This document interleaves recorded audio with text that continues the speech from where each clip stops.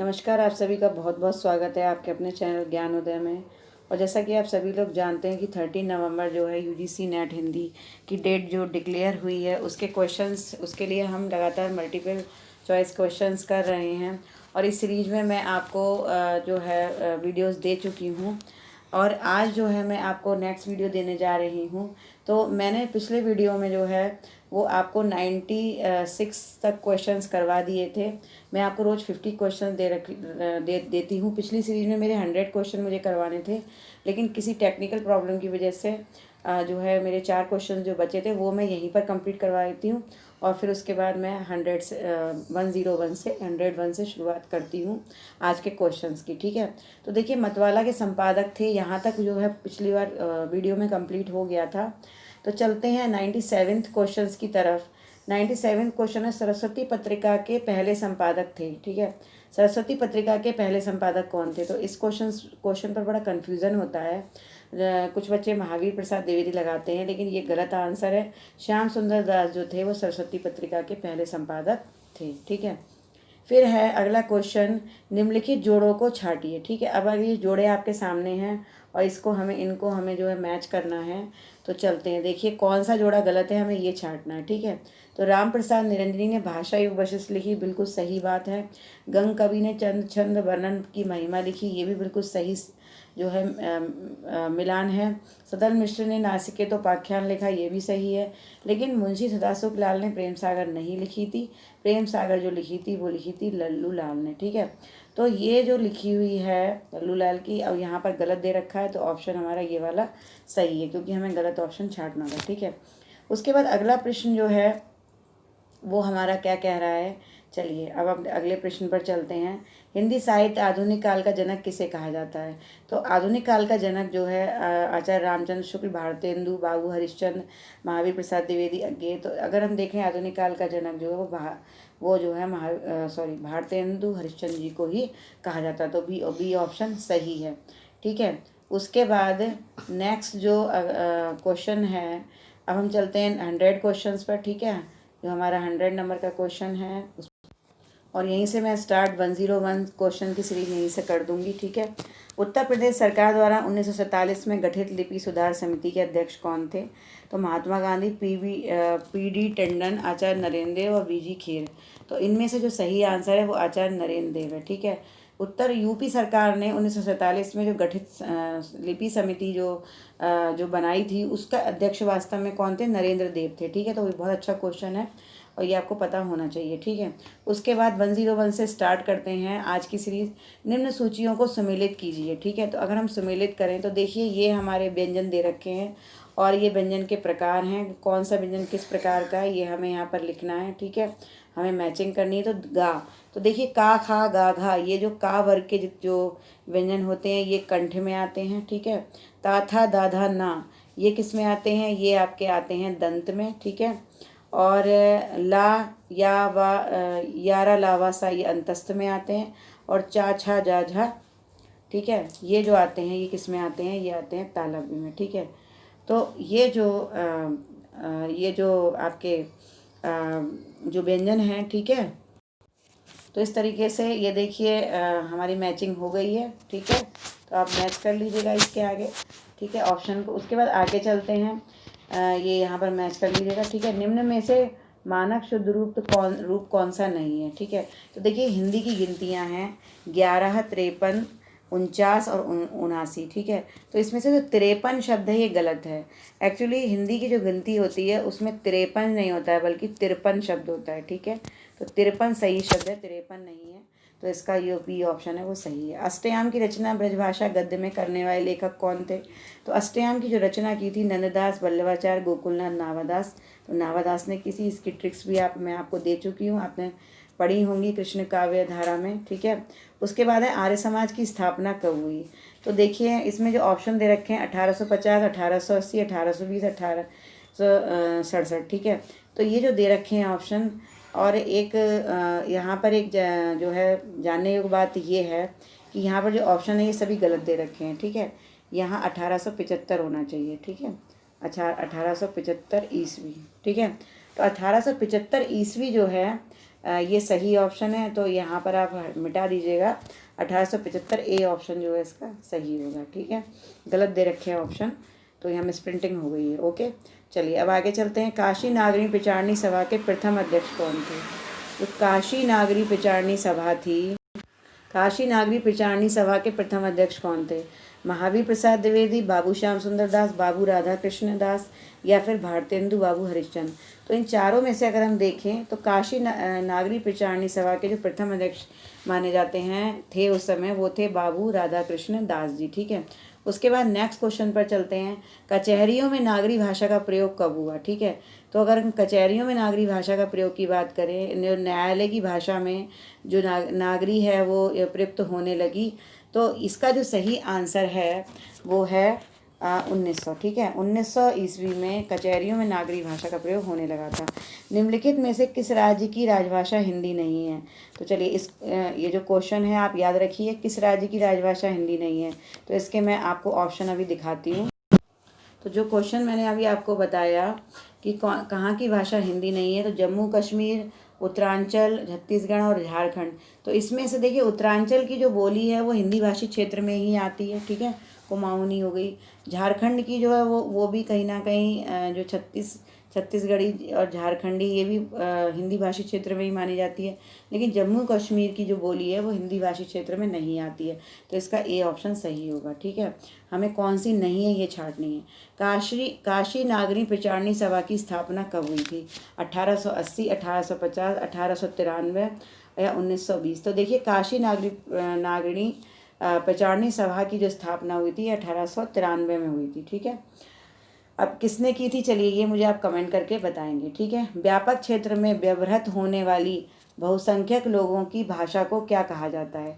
यानी अगर किसी भी क्षेत्र में ज़्यादातर लोग अगर जिस भाषा को प्रयोग करते हैं, जो भाषा ज़्यादा बोली जाती है तो व्यवहार में ज़्यादा आती है, तो उस भाषा को क्या कहा जाता है? राजभाषा, मातृभाषा, संपर्क भाषा या राष्ट्रभाषा? तो इसको हम कहेंगे राष्ट्रभाषा। ठीक है, क्योंकि राष्ट्रभाषा जो है वो मान ली जाती है, जो भाषा पूरे राष्ट्र की भाषा होती है, जो ज़्यादातर लोग बोलते हैं, उसको हम राष्ट्रभाषा ही कहेंगे। राजभाषा आयोग का गठन संविधान के किस अनुच्छेद के अंतर्गत किया गया? तो देखिए राजभाषा आयोग का गठन जो किया गया था वो किस संविधान के किस अनुच्छेद के अंतर्गत किया गया था? 343, 351, 344 या 350 में से। तो सी ऑप्शन सही है, अनुच्छेद 344 के अंतर्गत राजभाषा आयोग का गठन किया गया था। उसके बाद अगला प्रश्न है, राजभाषा आयोग का गठन किसकी अध्यक्षता में हुआ था? ठीक है, तो देखिए राजभाषा आयोग का गठन जो हुआ था वो बीजी खेर की अध्यक्षता में हुआ था। ठीक है, बाल गंगाधर खेर। तो ये यहाँ पर खेर नहीं आएगा, सॉरी, यहाँ पर खरे आएगा। ठीक है, आप खरे कर लीजिएगा, मिस प्रिंटिंग है यहाँ पर। तो बीजी खरे की उपस्थिति में अध्यक्षता में राजभाषा आयोग का गठन किया गया था। उसके बाद अगला प्रश्न है, बम्बई हिंदी विद्यापीठ की स्थापना कब की गई थी? तो देखिए बम्बई में हिंदी विद्यापीठ की स्थापना जो की गई थी 1940, 1938, 1930 या 1950। तो इसमें से जो सही ऑप्शन हमारा है वो है 1938। ठीक है, तो 1938 में बम्बई हिंदी विद्यापीठ की स्थापना की गई थी। ठीक है, उसके बाद अब आगे चलते हैं।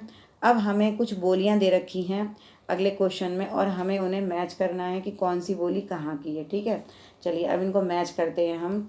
तो आप देखिए क्षेत्रों को देखते हुए आप खुद भी मैच कर सकते हैं। बुंदेली, अब देखिए बुंदेली कहाँ बोली जाएगी? लखनऊ, इटावा, झांसी या आगरा? तो डेफिनेटली बुंदेलखंड की साइड की बोली है, तो झांसी का एरिया है ये। ठीक है, अवधी है, अवधी कहाँ बोली जाएगी? लखनऊ में बोली जाएगी, अवध प्रांत में आएगा ये। ब्रज बोली है आगरा, मथुरा, वृंदावन, इन सब में ये ब्रज की बोली जाती है। और कन्नौजी जो है वो इटावा में बोली जाएगी। ठीक है, तो इस तरीके से ये ऑप्शन सही है, तो आप इनको जो है मैच कर सकते हैं। आप नीचे यहाँ पर इस क्वेश्चन में मैच कर लीजिए। ठीक है, उसके बाद आगे चलते हैं।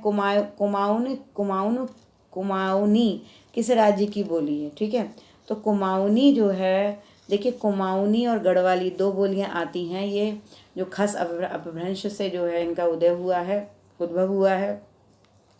तो अगर देखा जाए तो कुमाऊनी जो है नैनीताल साइड की जो बोली है, अल्मोड़ा नैनीताल, तो ये जो है वास्तव में कहाँ की है? उत्तराखंड की है। ठीक है, तो यहाँ पर जो सही ऑप्शन है वो ए है। ठीक है, उसके बाद चलते हैं क्वेश्चन नंबर 115 पर।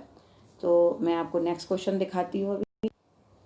तो देखिए अगला क्वेश्चन जो है हमारा, उन्नाव रायबरेली जिले किस बोली क्षेत्र से संबंधित है। ठीक है, अब उन्नाव और रायबरेली आप जानते हैं कि रायबरेली उन्नाव किस साइड में पड़ता है, अवध प्रांत ही है इसका ये वास्तव में। तो इसका जो सही ऑप्शन होगा वो अवधि होगा।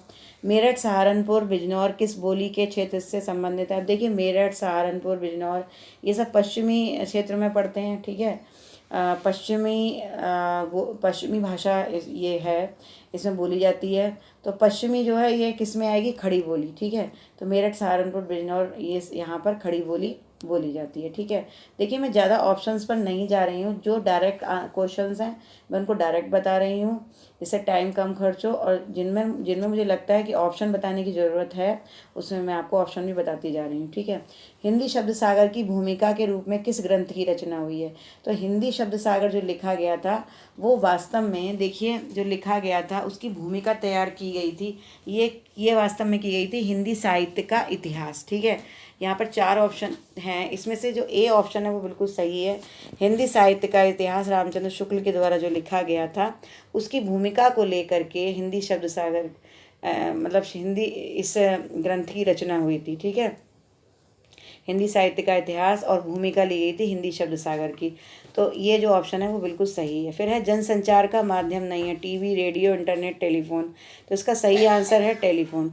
टेलीफोन जो है वो जनसंचार का माध्यम नहीं है, केवल वो एक सूचना जो है सूचना का माध्यम हो सकता है, लेकिन जनसंचार का माध्यम टेलीफोन नहीं है। मोबाइल तो हो सकता है लेकिन टेलीफोन नहीं हो सकता। ठीक है, उसके बाद आगे चलते हैं, निम्नलिखित कथनों में से कौन सा असत्य है। ठीक है, देखिए भाषाओं के बारे में कुछ पॉइंट्स दे रखे हैं और हमसे ये पूछा है कि कौन सा असत्य है, कौन सा सही नहीं है। ठीक है, तो चलते हैं जानते हैं इस क्वेश्चन को।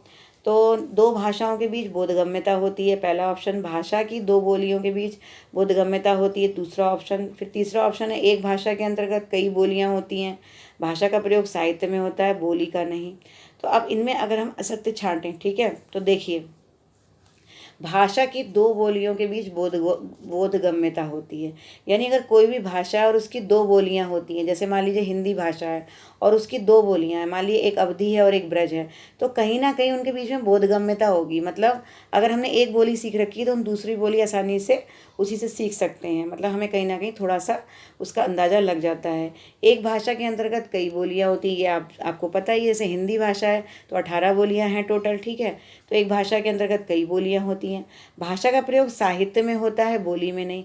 देखिए जब भी किसी अगर मान लीजिए कोई बोली भी है और अगर वो साहित्य में परिनिष्ठित हो गई है, मतलब साहित्य उसमें बहुत ज़्यादा लिखा गया है, तो उसे हम भाषा के रूप में ही बोलते हैं। ठीक है, जैसे अगर अवधी में ज़्यादा साहित्य लिखा गया तो हम अवधी भाषा बोलने लगे, ब्रज में ज़्यादा लिखा गया तो हम ब्रज भाषा बोलने लगे, क्योंकि साहित्य में भाषा का प्रयोग होता है और बोली का नहीं होता है। इसीलिए अगर साहित्य किसी भी बोली में ज़्यादा लिखा जाता है तो उसे भाषा ही कहा जाने लगता है। तो ये बात बिल्कुल सही है कि भाषा का प्रयोग साहित्य में होता है, बोली में नहीं। ठीक है, बोली का नहीं। अब ये देखिए 2 भाषाओं के बीच बोधगम्यता होती है, ये बात गलत है। 2 भाषाओं के बीच कोई बोधगम्यता नहीं होती, उसे सीखना पड़ता है, अनुवाद। ठीक है, तो ये ऑप्शन जो है हमें असत्य ही छांटना था, तो ए ऑप्शन सही हो गया। फिर है देवनागरी लिपि में स्वर ध्वनियाँ हैं। देवनागरी लिपि में स्वर कितने हैं, 14, 13, 11, 12। तो जो मेन स्वर हैं वो 11 ही हैं, जबकि 2 अयोगवा हैं। ठीक है, अंग और आहा, ये आप सभी को पता ही है। चलिए अब आगे चलते हैं नेक्स्ट क्वेश्चन पर, 121 पर। निम्नलिखित में से कौन सा वर्ण अयोगवाह कहलाता है। जैसा कि मैंने जस्ट अभी आपको बताया कि जो छोटे आ से लेके और आपका जो औ से औरत यानी औ की मात्रा तक जो होते हैं वो स्वर 11 स्वर होते हैं टोटल, लेकिन अंग और आहा जो है ये जो है इनको मिला करके 13 हो जाते हैं और इन्हें अयोगवाह कहा जाता है। तो स्वर अगर आपसे पूछे जाएंगे तो वो 12 होंगे और ये दोनों अयोगवाह कहलाते हैं। ठीक है, अगर आप जानना चाहते हैं कि अयोगवाह क्या होते हैं, स्वर क्या होते हैं, तो ये सब आप मेरे वीडियो में देख सकते हैं। ठीक है, मेरी प्लेलिस्ट में जाके। उसके बाद किस संख्या की वर्तनी अशुद्ध है। 18, 68, 43 और 82। ठीक है, तो इसमें जो 43 लिखा हुआ है ये बिल्कुल गलत लिखा हुआ है। ठीक है, 43 शब्द नहीं होता है, बल्कि यहाँ पर जो शब्द होगा वो होगा 43। ठीक है, 43।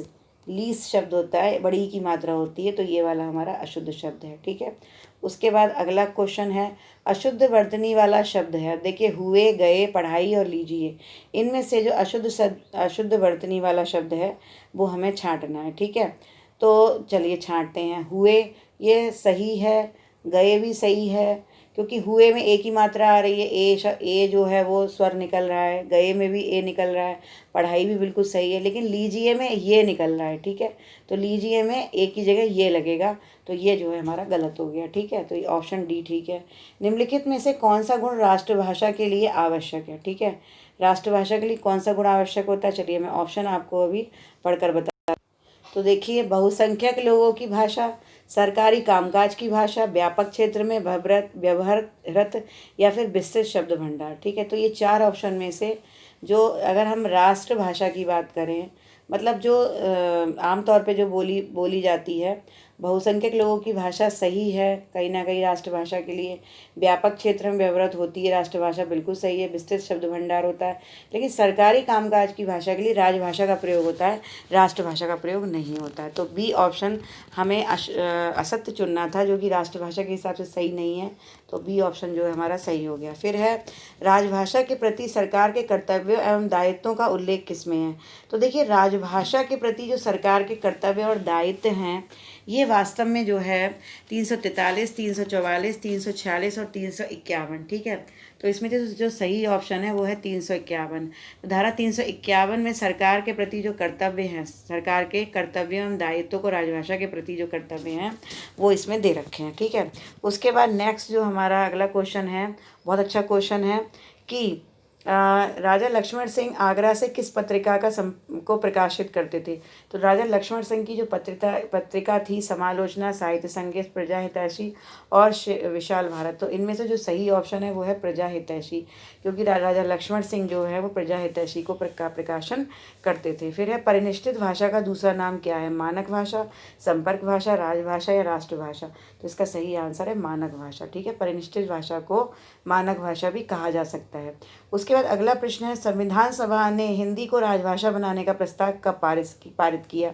आपको सभी को पता होगा, अभी कुछ दिन पहले ही हिंदी दिवस जो है अभी गुजरा है, तो आपको पता होगा कि हिंदी दिवस कब मनाया जाता है। तो हिंदी दिवस जो है वो 14 सितंबर को मनाया जाता है और 1950 में राजभाषा बनाने का प्रस्ताव पास किया गया था। ठीक है, तो इसका यही आंसर सही है। भाग्यवती उपन्यास के लेखक कौन है? ठीक है, सदल मिश्र, रामप्रसाद निरंजनी, श्रद्धाराम फुल्लौरी या राजा लक्ष्मण सिंह। तो इसमें तो जो सही आंसर है वो है श्रद्धाराम फुल्लौरी, जो कि भाग्यवती उपन्यास के लेखक हैं। ठीक है, फिर है कलकत्ता के फोर्ट विलियम कॉलेज किसका संबंध नहीं था? मतलब फोर्ट विलियम कॉलेज से किसका संबंध नहीं था? तो देखिए, सदल मिश्र, इंशाअल्लाह खां, लल्लूलाल, ये तीनों ने ही काम किया था फोर्ट विलियम कॉलेज में, अगर इसका आप हिस्ट्री पढ़ेंगे हिंदी से रिलेटेड। लेकिन लक्ष्मण सिंह जो है ये बाद में इन्होंने जो है हिंदी का योगदान दिया था और कुछ चीज़ें, कुछ रचनाएं इनकी लिखी गई थी, तो लक्ष्मण सिंह बाद में आए थे। इनका जो कोई संबंध नहीं है फोर्ट विलियम कॉलेज से, तो इसका डी ऑप्शन सही है। ठीक है, उसके बाद अगला प्रश्न जो है वो है हिंदी का पहला साप्ताहिक पत्र कौन सा है? ये आप सभी को पता होगा, प्रजामित्र, उदंत मार्तंड, प्रजा हितैषी या चांद। ठीक है, तो इसमें से सही ऑप्शन है उदंत मार्तंड, जो कि हिंदी का पहला साप्ताहिक पत्र था। फिर अगला प्रश्न है अंग्रेजी शासनकाल में हिंदी को स्कूलों में प्रवेश दिलाने का श्रेय किस हिंदी सेवी व्यक्ति को जाता है? तो देखिए, अंग्रेजी शासनकाल में हिंदी को स्कूलों में प्रवेश दिलाने का जो श्रेय है वो राजा लक्ष्मण सिंह और रामचंद्र शुक्ल, इसके अलावा और ऑप्शन देती हूँ, राजा शिव प्रसाद सितारे हिंद, भारतेंदु हरिश्चंद्र। तो इसमें तो जो सही ऑप्शन है वो है राजा शिव प्रसाद सितारे हिंद। ठीक है, राजा शिव प्रसाद सितारे हिंद ने बहुत कोशिश की थी कि कहीं ना कहीं स्कूल्स में जो है वो हिंदी आनी चाहिए। ठीक है, निम्नलिखित में से कौन सा व्यंजन मूल व्यंजन नहीं है? ठीक है, तो देखिए मूल व्यंजन था, जा और डा, ये तीनों ही मूल व्यंजन है, लेकिन ये छा से क्षत्रिय वाला जो होता है ये मूल व्यंजन में नहीं आता, ये संयुक्त व्यंजन में आता है। ठीक है, जो कि का और शा से मिलकर बनता है। ओके, तो इसलिए इसको संयुक्त व्यंजन कहा जाता है, ये मूल व्यंजन में नहीं आएगा, तो इसका ऑप्शन ए सही है। निम्नलिखित में कौन सा व्यंजन मूर्धन्य है? तो देखिए, चा जो है ये मूर्धन्य नहीं है, शा भी नहीं है और धा भी नहीं है, ये सब मूल व्यंजन में आते हैं। मूर्धन्य में ढा ये वाला आता है। ठीक है, ये व्यंजन जो है वो क्या है? मूर्धन्य है। ठीक है, तो मूर्धन्य वर्ग का ये व्यंजन हो गया। ठीक है, चलिए इसके बाद अगला प्रश्न है, निम्नलिखित में से कौन सी विशेषता देवनागरी लिपि में नहीं है। ठीक है, तो देवनागरी लिपि की कौन सी विशेषता नहीं है? स्पष्टता, निश्चितता, ध्वन्यात्मकता या नियतता। तो देखिए, स्पष्ट ध्वनि है, बिल्कुल सही है देवनागरी। निश्चित ध्वनि है, हर ध्वनि का एक निश्चित अक्षर है जो दिया गया है देवनागरी लिपि में, ये भी सही है। नियत भी है, लेकिन ध्वन्यात्मकता जो है ये देवनागरी लिपि की जो विशेषता है वो नहीं है, क्योंकि ध्वनि के मामले में अगर देखा जाए तो कहीं कहीं जैसे अगर हम लिखेंगे कामना, ठीक है, तो कामना शब्द जब हम लिखते हैं तो आ की मात्रा जो है यहाँ पर आ जो ध्वनि निकल रही है उसके लिए अक्षर नहीं दिया गया बल्कि मात्रा दी गई है। ठीक है, तो ध्वन्यात्मकता जो है ये इसकी विशेषता नहीं है। तो ध्वनि को लेकर के थोड़े से जो यहाँ पर कॉन्सेप्ट क्लियर नहीं हो पाता, तो ध्वन्यात्मकता जो है इसका सही आंसर होगा। ठीक है, चलिए उसके बाद है, अमीर खुसरो किस काल के कवि हैं? 11वीं, 12वीं, 13वीं या 15वीं शताब्दी के? तो अमीर खुसरो जो है वास्तव में 13वीं शती के कवि थे। ठीक है, उसके बाद अगला प्रश्न जो है हमारा वो क्या कह रहा है, रोहतक, हिसार, करनाल में बोली का क्षेत्र क्या है? आपको मालूम है रोहतक जो हरियाणा की साइड का क्षेत्र है वहाँ पर कौन सी बोली बोली जाती है? खड़ी बोली नहीं बोली जाती, पश्चिमी क्षेत्र में बोली जाती है। बुंदेली बुंदेलखंड में, मारवाड़ी राजस्थान की साइड में बोली जाती है। लेकिन बांगरू जो है जिसको हम हरियाणवी भी कहते हैं, तो ये जो बांगरू है ये हरियाणा की तरफ रोहतक, हिसार और करनाल इस साइड में ये बोली बोली जाती है। तो बांगरू जो है वो सही है। ठीक है, हतो, हते, हती किस बोली में भूतकालिक सहायक क्रिया के रूप में होते हैं? तो देखिए, हतो, हते, हती ये जो प्रयोग होते हैं आपने देखा होगा, अगर आपने ब्रज भाषा में सूरदास के पद वगैरह पढ़े होंगे तो इस तरीके के शब्द जो हैं ब्रज भाषा में अधिक यूज़ होते हैं। तो अगर देखा जाए तो ब्रज भाषा, खड़ी बोली, बुंदेली और बांगरू में से जो सही शब्द है वो है ब्रज भाषा। ठीक है, फिर उसके बाद अगला प्रश्न जो है वो है, रीवा, दमोह, बालाघाट बोली के क्षेत्र हैं। अब देखिए, रीवा, दमोह और बालाघाट ये किस बोली के क्षेत्र हैं? रीवा कहाँ है? मध्य प्रदेश में है, ये आपको पता ही होगा। ठीक है, अब ये जो क्षेत्र पड़ते हैं वास्तव में यहाँ पर कौन सी बोली बोली जानी चाहिए? ठीक है, अगर हम देखें यहाँ पे अवधी तो बोली नहीं जाएगी, क्यों? क्योंकि अवध प्रांत में ये नहीं है। ठीक है, खड़ी बोली भी नहीं बोली जाएगी, और मैथिली बिहारी ये बिहार में पड़ेगी, बिहार में बोली जाती है, तो ये भी नहीं होगी। भोजपुरी भी नहीं बोली जाएगी, तो बघेली जो है इसका सही आंसर है।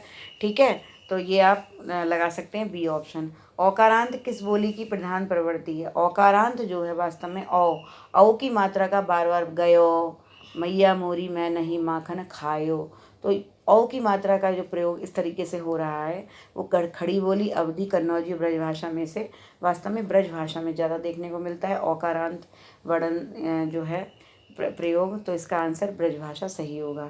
फिर है, प्रिय प्रवास का रचनाकाल क्या है? तो प्रिय प्रवास जो है वैसे तो 1909 से लिखी गई थी, 1913 तक जो है इसका माना जाता है अगर पूरा देखा जाए, लेकिन ये 1913 तक बिल्कुल कंप्लीट हो गई थी। तो ये पूरी तरह से प्रकाशित जो है 1914 में हुई थी। ठीक है, तो इसका रचना काल अगर आपसे पूछा जाता है पर्टिकुलर तो 1914 ईस्वी इसका रचना काल होगा प्रिय प्रवास का। ठीक है, फिर है, भारत भारती के रचनाकार कौन है? सभी को पता है, भारत भारती के रचनाकार जो है मैथिली शरण गुप्त जी हैं। खड़ी बोली में लाक्षणिक पदावली का प्रयोग कब हुआ था? तो लाक्षणिक पदावली जो है खड़ी बोली में, बहुत अच्छा प्रश्न है आपके लिए ये, मैं इसका आंसर बताती हूँ, आपको ऑप्शन देती हूँ। तो हिंदी में जो लाक्षणिकता का प्रयोग हुआ था, भारतेंदु द्विवेदी, छायावादी या प्रगतिवादी? तो इन चारों में से जो सही ऑप्शन है वो है छायावाद। ठीक है, छायावादी काल में हिंदी भाषा में लाक्षणिकता का प्रयोग होने लगा था। ठीक है, इनमें से कौन सी वर्ण द्विगुण व्यंजन का कहा जाता है? तो द्विगुण व्यंजन में देखिए, डा, टाठा, टाटा में आता है, ये नहीं होगा, और ये भी नहीं होगा। हा भी जो है वो एक मूल व्यंजन है, लेकिन जो ये वाला है ना, अड़ा जिसको बोलते हैं, ये द्विगुण व्यंजन के अंतर्गत आता है। ठीक है, तो द्विगुण व्यंजन में आएगा कौन सा? अड़ा। ठीक है, उसके बाद आगे चलते हैं, एक ये डा है और एक ये वाला डा, ये दोनों द्विगुण में ही आते हैं। ठीक है, फिर है, पानी शब्द में वर्णों की संख्या। अगर पानी शब्द में वर्णों की संख्या निकालें तो वैसे देखने में पा और ना ये दो व्यंजन तो दिख ही रहे हैं, लेकिन वास्तव में यहाँ पर 4 व्यंजन हैं। कैसे? देखिए, एक तो पा है, उसके बाद आ है, ठीक है, पा, और उसके बाद ना है, और ना के बाद फिर ई है। ठीक है, तो इस तरह से 4 जो है हमारे वर्ण आ रहे हैं, व्यंजन नहीं वर्ण, सॉरी मैं गलत बोल गई। तो 4 वर्ण हैं, पा, आ, ना और ई। तो इस तरीके से वर्णों की संख्या क्या है? 4 है। ठीक है, उसके बाद अगला प्रश्न है, निम्नलिखित में से कौन सा राज्य राजभाषा अधिनियम 1976 के अनुसार खा श्रेणी का राज्य। अगर आपने मेरे पिछले वीडियो देखे होंगे तो मैंने का श्रेणी के, खा श्रेणी के और गा श्रेणी के तीनों श्रेणियों के राज्य आपको बता दिए थे, जो कि राजभाषा अधिनियम के अंतर्गत बांटे गए थे। अगर आपने वो वीडियो नहीं देखा है तो उसे ज़रूर प्लीज़ देखिए, वहाँ मैंने आपको सभी चीज़ें बता दी थी। और मैंने आपको बताया था कि जो खास श्रेणी का राज्य है उसमें गुजरात आता है, ठीक है। तो हिमाचल प्रदेश, गोवा, तमिलनाडु, गुजरात में से इसका सही ऑप्शन जो है वो गुजरात होगा, ठीक है। उसके बाद अगला प्रश्न है, राजभाषा अधिनियम 1976 के अनुसार खास श्रेणी के राज्यों में से केंद्र सरकार पत्र व्यवहार किस भाषा में करती है। तो जो खास श्रेणी के राज्य होते हैं वो वास्तव में पत्र व्यवहार वो हिंदी और अंग्रेजी दोनों में ही कर सकती है। वैसे पहली जो प्रधानता होती है वो हिंदी को होती है, लेकिन अगर कोई राज्य मांग कर रहा है कि हमें अंग्रेजी में जो है वो पत्र भेजा जाए तो अंग्रेजी में भी उसकी व्यवस्था की जाती है, यानी हिंदी और अंग्रेजी दोनों में ही हो सकती है खास श्रेणी में, ठीक है। उसके बाद जो अगला हमारा प्रश्न है वो है, राजभाषा आयोग का गठन किसके द्वारा किया जाता है। बहुत ही अच्छा प्रश्न, बहुत ही इम्पोर्टेंट प्रश्न है, ठीक है। तो राजभाषा आयोग का जो गठन किसके द्वारा किया जाता है, तो प्रधानमंत्री, राष्ट्रपति, शिक्षा मंत्री और संसद। तो राजभाषा आयोग का गठन राष्ट्रपति के द्वारा किया जाता है। जयशंकर प्रसाद ने किस पत्रिका का संपादन किया, प्रताप, चांद, मतवाला और इंदु। तो जयशंकर प्रसाद ने इंदु का जो है संपादन किया, और इसकी मैंने ट्रिक भी आपको बताई थी, इंदु प्रसाद बांटती है, ठीक है, इंदु प्रसाद बांटती है। आप ऐसे याद रख लीजिए तो आपको याद रहेगा। उसके बाद 150 क्वेश्चन जो है हमारा वो स्थापना तर्क का क्वेश्चन है, कथन और कारण वाला, इसको भी देख लेते हैं। उसके बाद फिर मैं स्टॉप करती हूँ, आपके 50 क्वेश्चन आज कंप्लीट हो जाएंगे इस सीरीज़ के। नेक्स्ट 50 क्वेश्चंस मैं आपको नेक्स्ट डे में दूंगी, ठीक है। तो चलते हैं, देखिए हमारा क्वेश्चन हमसे कह रहा है, कथन जो है उत्तर भारत में आर्य परिवार की भाषाएं बोली जाती हैं, द्रविड़ परिवार की नहीं, ठीक है। देखिए उत्तर भारत में आर्य परिवार की भाषाएं बोली जाती हैं, द्रविड़ परिवार की नहीं, ये बिल्कुल सही बात है, ठीक है, कि उत्तर भारत जो है हमारा, वहाँ द्रविड़ परिवार की भाषा नहीं बोली जाती है, ठीक है, बल्कि उत्तर भारत में केवल आर्य परिवार की भाषाएं ही बोली जाती हैं। द्रविड़ परिवार संबद्ध भाषाएं दक्षिण भारत की भाषाएं हैं, उसका संबंध भारोपीय परिवार से नहीं है, आर्य भारत के मूल निवासी थे। वास्तव में जो द्रविड़ परिवार हैं वो दक्षिण भारत की भाषाएं हैं, जो कि भारोपीय परिवार से संबंध नहीं है। दक्षिण भारत की जो द्रविड़ परिवार की जो भाषाएं हैं उनका भारोपीय परिवार से कोई संबंध नहीं है। इसलिए उत्तर भारत में आर्य परिवार की भाषाएं बोली जाती हैं, क्योंकि आर्य भारत के मूल निवासी थे। तो ये जो है आर्य भारत के मूल निवासी थे, आर्य परिवार की भाषाएं उत्तर भारत में बोली जाती है। लेकिन अगर बात करें दक्षिण भारत की भाषाओं की तो वहाँ पर द्रविड़ परिवार की भाषाएं बोली जाती हैं। तो कहीं ना कहीं ये दोनों ऑप्शन बिल्कुल सही हैं, ठीक है। तो इसका जो सही ऑप्शन होगा, ए सही आर गलत, ए और आर दोनों सही, तो ये ऑप्शन इसका सही है, ठीक है। तो ये मैंने आज आपको 50 क्वेश्चंस करवा दिए हैं। नेक्स्ट 50 क्वेश्चन मैं आपको नेक्स्ट डे में दूंगी। तो इस तरह से आप ये सीरीज़ करते जाइए। अभी हमारा जो ये सीरीज़ चल रही है और लगातार आपको मिक्स क्वेश्चन मिलेंगे। कल मैं आपको और भी क्वेश्चन दूंगी जो कि प्रकाशन काल से संबंधित, कवियों के जन्मकाल के क्रम से संबंधित कुछ क्वेश्चंस आपको कराऊंगी इसी सीरीज़ में। कल मैं आपको 200 तक फिर क्वेश्चंस करवाऊंगी, 50 क्वेश्चंस की सीरीज़ लेकर आऊँगी। तो इसी तरह से आप देखते रहिए मेरे वीडियोज़, करते रहिए क्वेश्चंस, जो आपके लिए बहुत ही ज़्यादा हेल्पफुल होंगे आपके एग्ज़ाम्स में। और मेरे चैनल अगर सब्सक्राइब नहीं किया तो प्लीज़ कर लीजिए, मेरे वीडियोस को लाइक कीजिए और मुझे कमेंट जरूर कीजिए, क्योंकि आपका एक एक कमेंट और एक एक मेरा लाइक जो है वो मेरे लिए सबसे बड़ा मोटिवेशन का रीज़न बनता है। तो इसे ज़रूर कीजिए। तो आई होप आपको ये सब समझ में आ गया होगा। तो फिर मिलती हूँ नेक्स्ट वीडियो में। नमस्कार।